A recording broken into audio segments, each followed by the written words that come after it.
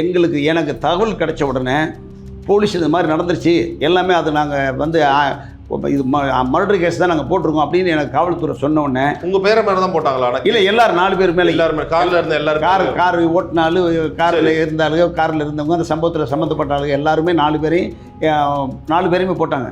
First எனக்கு கேள்விப்பட்ட உடனே நான் சரியாக அன்றைக்கி 29 சாயங்காலம் 28 நைட் நடக்குது. 29 சாயங்காலம் நானே என் பேரனை அழைச்சிட்டு நேராக ஸ்டேஷனுக்கு போகிறேன். யாரும் எனக்கு சொல்லலை, கட்சியினுடைய தலைவர்களோ யாருமோ நீங்கள் கொண்டு உங்கள் பேரை அதில் தலையிட்டுருக்கான் வச்சுருக்கான்னு எந்த விதமான தகவலும் இல்லை.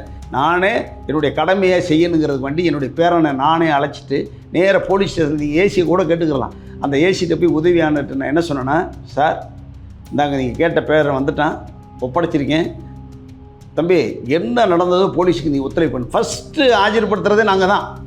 அதுக்கு பின்னாடி தான் இந்த 3 பேருமே ஆஜராகிறாங்க. யார் இந்த வழக்கில் இருக்கிற 3 பேருமே கடைசி நாள் தான் மற்றாலாம் ஆஜராகிறாங்க.